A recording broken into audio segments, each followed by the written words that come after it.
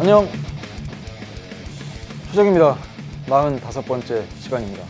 드디어 5단원의 첫 시간인데, 5단원 제목은요, 사회생활과 법입니다. 전에 배웠던 게 4단원, 개인생활과 법인데, 그냥 법 파트를 공부한다는 느낌, 이게 뭐 이어지는, 하지만 성격이 아주 다른 법을 배우게 되니까 또 그만큼 재미와 흥미를 느낄 수 있는 단원 아닐까 싶어요. 형법 그러면 어떤 느낌이 들어요? 민법보다는 좀 더 무거운 느낌? 뭐 우리 그 전에 문제 풀 때 보면 손해배상을 청구한다, 이건 민법상의 힘일 수 있고, 근데 범죄가 성립이 돼서 처벌된다, 이게 좀 더 무거운 느낌이에요. 왜냐면 뭐 예를 들어 교도소에 간다거나 뭐 벌금을 문다거나 뭐 할 수 있지 않습니까? 그래서 이런 형법을 어겼을 때 받는 제재, 우리가 뭐 형벌 이렇게도 부르고, 또는 뒤에 가서 좀 더 자세하게 배우게 되면 형벌 이외의 제재도 있어요. 근데 어쨌거나 이 형법이 많은 이야기거리들을 만들어냅니다. 그러다 보니까 가만 생각해보면 그 손해배상 청구 가지고 영화나 드라마가 막 그 내용만 가지고 전개되는 것보다는 범죄에 관련된 거, 뭐 처벌 관련된 거, 이런 얘기들이 그런 소재로 많이 쓰이기도 하죠. 이쪽에서 큰 흥미를 느껴서 선생님, 전 대학 가서 형법을 본격적으로 공부해 보겠다 하는 친구들이 아주 가끔씩 있는데요. 우리 EBS 제자들 중에도 경고합니다. 경고한다는 거 무슨 말이냐? 하지 말라는 뜻보다는 한 번만 좀 멈춰놓고 생각을 해보자. 그래서 여러분이 그 전공이 아니고 그냥 단순하게 뭐 교양 정도라면 말리지 않겠는데, 전공은 어쩔 수가 없어요. 해야 돼요, 형법을. 근데 생각처럼 형법이 그렇게 재미만 느끼거나 하는 건 아니거든요. 그래서 이 선생님의 조언을 꼭 잘 안 듣고 대학 가서 해보겠다 해가지고 과목을 딱 선택한 다음에 아주 크게 고생하는 친구들을 몇 명 봤기 때문에 시작부터 그냥 말씀을 드렸고요. 그 얘기는 뭐냐, 이 내용이 상당히 재미있을 거란 얘기입니다. 그러니까 여러분이 느끼는 그 재미라고 하는 게 이야기거리로서의 재미도 있지만, 신문 기사가 잘 읽히기도 하고, 이런 걸 처벌해도 되겠어? 라는 느낌이 들 때 어떤 방식으로 설명해 나갈 수 있는 건지를 차근차근 들여다보죠. 시작을 여는 글, 불가능은 시도하지 않은 자가 만들어낸 변명이다. 아, 그런가? 불가능. 야, 그건 할 수 없어. 그건 불가능해. 너 시도는 해봤니? 아니, 야, 불가능한데 무슨 시도조차 하지 않았어. 그래? 그 시도하지 않은 자가 만들어낸 변명? 뭐 하기 싫으니까, 못할 것 같으니까, 하고 싶지 않으니까. 그럼 반대로 생각하면, 시도를 해보면 막상 시도했을 때 그냥 이게 생각보다 더 수월하게 되는 경우도 있어요. 뭐 혹은 어렵긴 한데 차근차근 해 나가면서 성취감도 얻으면서 마지막에는 달성하는 경우가 있죠. 그래서 지금 여러분 벌써 45강 아닙니까? 그래서 이제 이 강의를 포함해서 20강 남았는데, 20강 동안 또 계속 매 강마다 의미를 찾으면서 공부했으면 좋겠습니다. 64강 완강이라는 것은 처음에 누가 보면 이건 이게 가능한 건가? 라는 얘기를 했을지 모르겠습니다. 근데 시도를 해보니까 여러분 벌써 45강까지 왔죠. 여러분 교재 125페이지인가?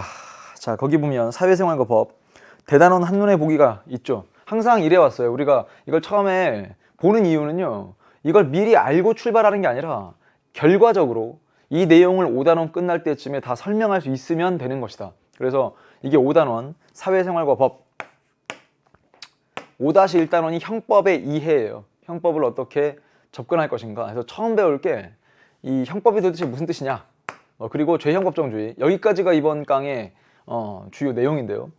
그러게요, 형법이 도대체 뭘까? 그 다음에 죄형법정주의, 언젠가 한번 들어봤을 수도 있습니다. 뭐 예를 들면 고1 때 통합사회 공부하면서 들어봤을 수도 있고, 아니면 뭐 중학교 때 뭐 어쩌어쩌 하다가 뭐 사회 공부하는데 들어봤을 수도 있습니다. 그래서 그 죄형법정주의도 설명을 해야 되고요. 그리고 이 형법이라는 법 자체가 범죄와 형벌에 대한 규정을 두고 있기 때문에 범죄가 어떻게 성립하는지 어렵죠. 구성요건 해당성, 위법성, 책임. 그러니까 이제 여러분들은 범죄가 성립했다라고 하면 하나하나씩 또 끊어서 뭐 혹은 이렇게 나누어서 분석을 하게 됩니다. 그래서 그 틀을 갖추게 될 거고요. 이건 다음 강. 그리고 형벌과 보완처분 묶어서, 그리고 문제풀이까지 가면 요 형법의 이해 5-1단원이 끝날 거고요. 야, 이것도 참 많은 흥미를 가질 수 있는 주제가 됩니다. 형사 절차, 수사, 형사 재판, 형의 선고와 집행. 그렇죠. 이게 아주 굵직굵직한 이 큰 주제를 놓고 그 다음에 가서 국민참여재판도 배우고요. 소년사건 어떻게 처리하는가. 이것도 신문기사에 상당히 많이 나오는 정도가 아니라 이제 국민적으로 여기에 대한 또 이슈가 있죠. 이 소년사건 어떻게 할 것인가, 소년이라는 연령, 뭐 그 안에 어떻게 처우할 것인가, 뭐 이런 내용들도 포함이 되어 있습니다. 그리고 인권 보장, 와, 그렇죠. 인권을 보장해야 되는데 이 형사 절차와 관련된 인권 보장에서의 또 각 단계별로 제도들이 있어요. 여러분 그거 혹시 우리가 이 사회탐구 공부를 하면서 여러분이 제도라는 말을 엄청 자주 듣게 돼요. 근데 막상 제도가 뭐냐라고 하면 설명을 잘 못합니다. 제도가 뭐야? 사회문화 공부하는 친구들도 제도가 뭐야? 그러면 그냥 제도는 뭐 잘 모르겠는데요. 뭐 예를 들면 교육제도 이런 거 제도 아닐까요? 가족제도 이런 거 제도 아닐까요? 뭐 혹은 뭐 과세 제도도 있죠. 세금 걷는 거. 이게 제도가 아닐까요? 그건 제도를 그냥 나열하는 것뿐이거든요.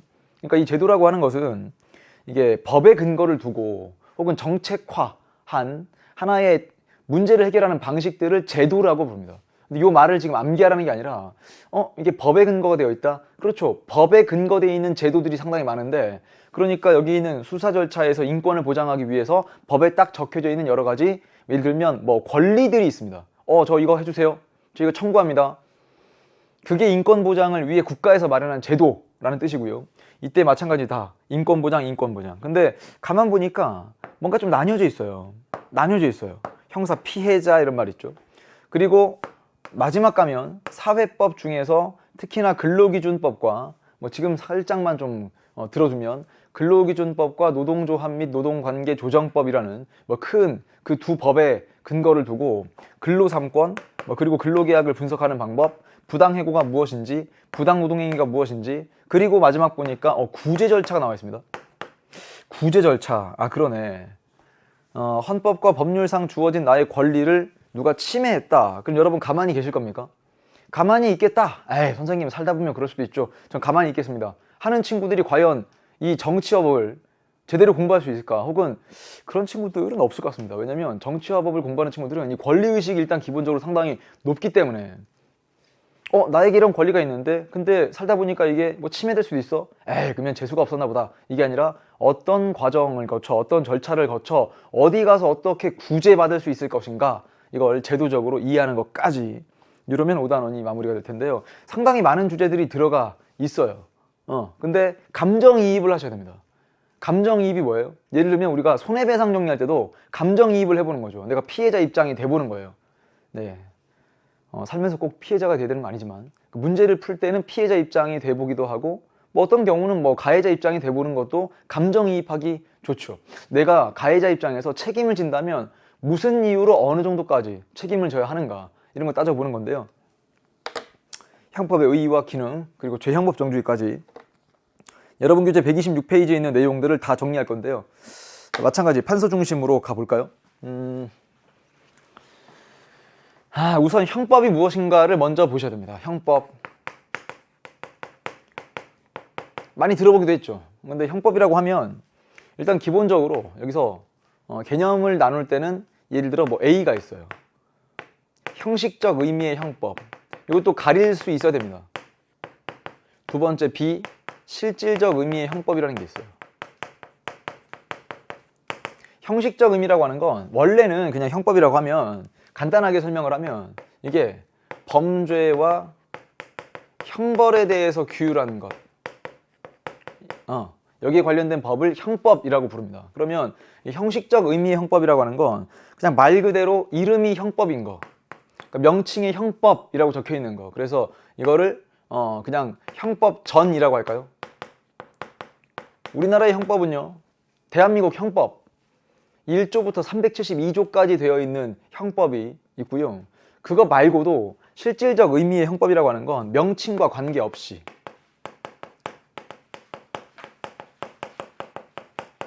그러니까 이름과는 상관없이 범죄와 형벌에 대한 규정이 있는 거 이거를 실질적 의미의 형법 이렇게 그럼 대표적인 뭐 실질적 의미 형법 상당히 많은데 그 중에서 우리 교재에 소개되어 있는 건 근로기준법. 나중에 배우니까 미리 들어두면 근로기준법. 선생님, 근로기준법이 뭘까요? 말 그대로 근로 조건에 관련된 기준이 제시되어 있는 법인데, 그러면 산업 현장, 근로 현장에서 그걸 지켜줘야 되겠죠. 이 법이니까 근로기준법은 지켜야 되는데, 만약에 근로기준법 조항을 안 지키게 되면 처벌되는 규정이 이 법에 들어가 있습니다. 그러니까 근로기준법 명칭은 형법이 아닌데 범죄와 형벌에 대한 규정이 존재하니까 이 근로기준법을 형식적 의미의 형법이라고 부르지 않고 실질적 의미의 형법이라고 부른다. 또는 도로교통법도 있어요. 말 그대로 도로교통법은 이 도로에 교통이 있지 않습니까? 뭐 자동차가 왔다 갔다 하는데 도로교통을 원활하게 할 수 있도록 각종의 규율을 적은 법인데, 이 도로교통법에 보면 또 처벌 규정이 있어요. 뭐 예를 들면 뭐 음주운전이다, 처벌할 수 있어야 되지 않습니까? 그러면 그게 전부 다 형법에 들어가 있는 건 아니거든요. 그러니까 그 1조부터 372조까지 구성되어 있는 그 형법전에만 들어가 있는 게 아니라 다양한 법에서 그런 범죄가 성립하고 처벌할 수 있는 규정들을 어떤 조항에 넣어둔다면 이런 법들은 실질적 의미의 형법이다라고 부릅니다. 그래서 여러분이 문제 풀 때 A랑 B 정도만 구분할 수 있으면 될 거고요. 다음 두 번째, 형법의 기능이라는 게 있죠.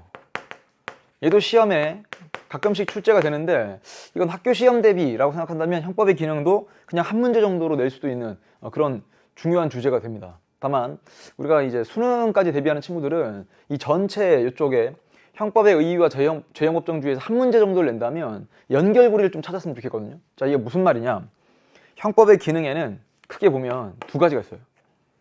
형법의 기능에 첫 번째는 보호적 기능이라는 게 있고요, 보장적 기능이 있어요. 근데 딱 읽었을 때는 큰 차이를 못 느낍니다. 아니, 보호나 보장이나 그게 그거 같은데, 그러니까 시험 문제 낼만 하죠. 자, 일단 보호라고 하는 건 누구를 누구로부터 보호하느냐, 뭐 이런 느낌이 좀 필요합니다. 그러니까 이 보호적 기능은 형법이라는 게 존재하는 걸 가만히 들여다보니까, 다시 한번, 형법은 범죄와 형벌에 대해서 규율한 거거든요. 그러니까 예를 들어 어떻게 범죄가 성립되고, 그러니까 어떠한 행위가 범죄가 성립되는지, 그리고 그 행위에 얼마만큼의 형벌이 가해지는지를 미리 법에 딱 적어두는 것 아닙니까? 그게 형식적이든 실질적이든 상관없이. 그러면 그런 형법이 어떠한 기능을 발휘하게 되느냐? 그럼 사람들이 그걸 딱 보고, 야, 이러면 내가 이 행동을 하지 말아야겠다. 얘가 이렇게 타인의 물건을 절취했어요. 모르게 가져왔어요. 그러면 절도죄가 성립하거든요. 그러면 절도하게 되면 뭐 징역 살이한다면 이만큼, 뭐 혹은 더 나가서 뭐 벌금을 문다면 이만큼. 야, 나 이만큼까지를 감수하면서 절도를 저지르는 건 아닌 것 같아. 하지 말아야지. 이런 효과가 발생할 수 있겠죠. 그래서 그거는 뒤에 가면 형법의 본질이랄까? 형벌의 본질을 다시 한번 좀 설명해 드릴 건데, 그런 게 존재하게 되면 범죄로부터 우리 사회를 지켜낼 수 있거든요. 그래서 이 보호적 기능이라고 할 때 기본적으로 여러분 교재는 뭐라고 써있냐? 개인이나 공동체 존립을 해치거나 위협하는 행위를 범죄로 규정을 하면서 형벌을 부과하게 되면 개인과 사회의 근본 가치를 보호한다. 그래서 적어볼게요. 개인과 사회의 근본 가치를 뭐로부터? 개인과 사회의 근본 가치를 보호하는데 무엇으로부터이냐라고 하면 말 그대로 범죄로부터 보호하겠다. 이걸 보호적 기능이라고 부릅니다. 딱 들으니까 아, 그러네. 형법이 존재함으로써 개인의 재산도 지켜내고 뭐 사회 안전도 뭐 지켜내고 뭐로부터? 범죄로부터. 그래서 이걸 보호적 기능이라고 부르고요. 두 번째, 보장적 기능도 이 느낌을 잘 살리셔야 돼요. 무엇을 보장하는 거냐? 그럼 이쪽은 보장한다, 인권 보장, 권리 보장, 이런 느낌이에요. 그래서 우리 교재는 국가로 하여금 법률로 정한 범죄와 형벌만 적용하도록 해서 국가 권력의 자의적인 형벌권 남용을 방지함으로써 국민의 자유와 권리를 보장한다. 이렇게 적을게요. 국민의 자유와 권리를 보장한다. 그러면서 무엇을 통해서라고 하냐면 국가의 자의적인 형벌권 남용을 막기 위하여, 이렇게 남용을 막아냄으로써 국민의 자유와 권리를 보장한다. 그래서 이거를 시험 문제 연결고리를 찾아달라고 한 건 바로 뒤에 나올 죄형법정주의와 밀접한 관련이 있다 이거죠. 죄형법정주의와 밀접한 관련이 있다. 이걸 또 뭐라고도 부르냐면 뒤에 읽기 자료를 읽다 보면 이런 말이 나와요. 범죄인의 마그나카르타. 마그나카르타, 이게 대헌장인데요. 이 마그나카르타가 대헌장 1215년에 거의 뭐 인권 보장의 시초이자 아이콘이라고 부르는 이 마그나카르타라는 대헌장이라고 부를 만큼 이 죄형법정주의가 중요한데, 일단 죄형법정주의는 아마 여러분들이 과거에 이제 지금보다 나이가 어렸을 때, 지금보다 더 귀염둥이일 때 배울 때는 어떻게 배웠냐면 범, 죄와 형, 벌은 법률로 정함, 이렇게 배웠죠. 범, 죄와 형, 벌은 법률로 정함. 이게 더 이해하기 쉽죠. 근데 우린 그 정도에서 그치지 않고요. 그것의 파생 원칙, 구체적인 원칙들을 더 나열을 좀 해야 됩니다. 다만 지금은 그냥 범죄와 형벌을 법률로 정해야 되는 이유가 뭘까? 그래야만 딱 법에 적혀져 있는 만큼만 처벌하고, 법에 적혀 있는 대로만 범죄가 성립하고, 그럼으로써 개인의 혹은 국민의 자유와 권리를 보장할 수 있다. 그러니까 시험 문제 풀 때는 죄형법정주의와 밀접한 관련 있는 걸 고르세요 하면 보장적 기능을 고르시면 딱 맞죠. 그래서 어디까지 한 거냐? 형법의 기능까지 됐고요. 세 번째는 형벌 부과의 효과라는 게 있어요. 세 번째, 형벌 부과의 효과. 근데 선생님이 이 말보다 좀 더 멋진 말, 그냥 멋진 말을 적어보고 싶어서 형벌의 본질이랄까? 이런 말이 멋있죠, 여러분. 형벌의 본질. 근데 이쪽은요, 오히려 이 내용은 생활과 윤리 쪽 공부하는 친구들이 더 깊이 있게 배우거든요. 그래서 우리는 그냥 이게 이런 뜻이구나 정도를 이해하고 넘어가는 수준이면 됩니다. 여기에 두 가지를 제시할 수 있는데, 첫 번째가 응보주의가 있어요. 응보주의. 우리 교재에는요, 그냥 응보적 효과 이렇게 나옵니다. 응보적 효과. 그냥 교재에 맞춰서 적을까요? 응보적 효과. 여기 효과라고 나와 있으니까. 선생님, 응보라는 게 무슨 뜻인가요? 응보는요, 범죄에 상응하는, 범죄에 상응하는 보복을 가한다, 이런 뜻입니다. 그래서 이게 응보예요. 그러니까 이거죠. 여러분 많이 뭐 들어봤을 텐데, 눈에는 눈, 이에는 이. 눈에는 눈, 이에는 이.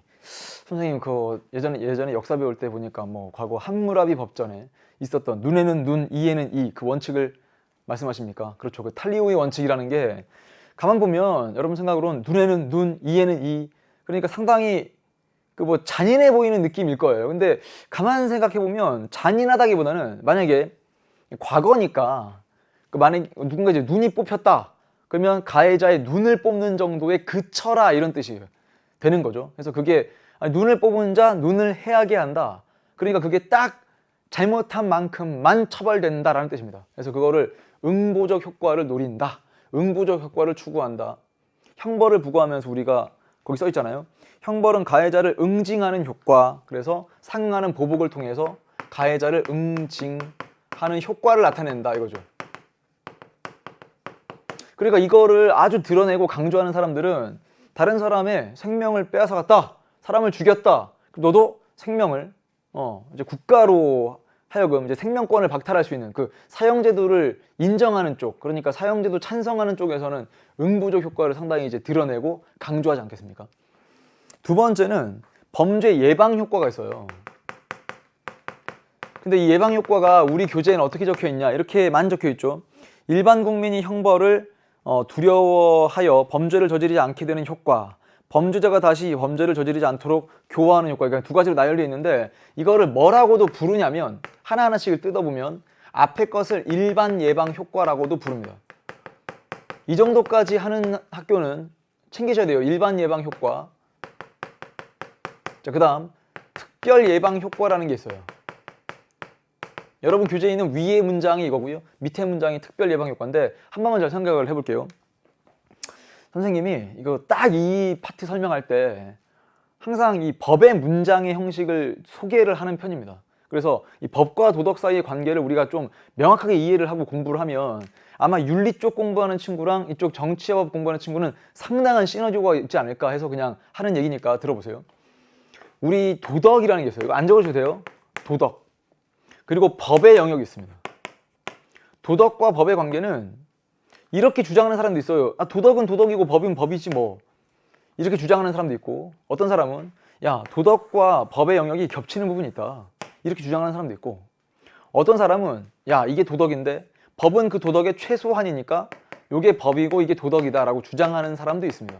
그러니까 바라볼 때마다 특정한 영역에서는 이렇게 바라볼 때가 있고 저렇게 바라볼 때도 있고 이런 식으로 접근할 때도 있어요. 다만 선생님이 지금 하고 싶은 건 이 도덕과 법의 공통점도 있고 차이점도 있는데, 이런 식으로 공통점도 있고 차이점도 있는데 둘 다 규범이라는 측면에서는 공통적일 수 있습니다. 규범.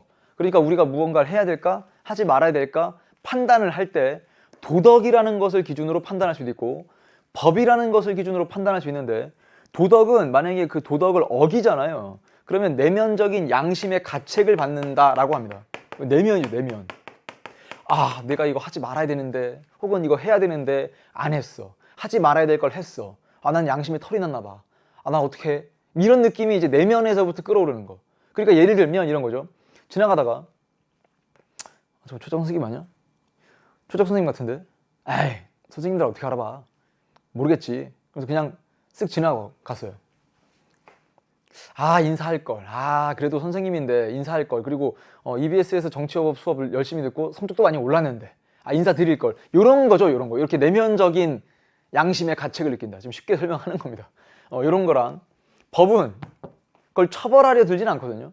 아니, 만약에 예를 들어서 뭐 선생님께 공손히 인사를 하자라든지 뭐 어르신을 뭐 공경하자라든지 부모님께 효도하자, 이런 영역은 도덕의 영역일 수 있죠. 근데 법의 영역은요, 문장 자체가 달라요. 이쪽은 외면적인 규율이죠. 그러니까 결과를 중시해서 딱 결과를 보고 판단을 많이 합니다. 사람을 죽였냐 안 죽였냐 뭐 이런 거.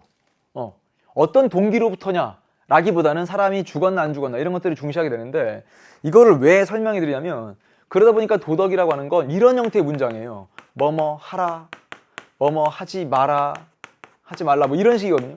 근데 법의 문장은 잘 보세요. 법의 문장은 우리나라 형법에 살인하지 말라 이렇게 쓰여 있지 않습니다. 남의 물건을 함부로 가져가지 말라 이런 식으로 쓰여 있지 않아요. 그거는 아마 도덕의 문장이면 가능합니다. 그래서 우리 법의 문장은 어떻게 쓰여 있냐면, 이 법의 문장을 잘 이해하시면 뒤에 갔을 때 상당히 개념이 좀 순탄하게 진행이 됩니다. 우리 법의 표현은요, 이렇게 돼 있어요. 너 만약에 이 행동을 하면 너 이렇게 될 거야 라고 적혀 있습니다.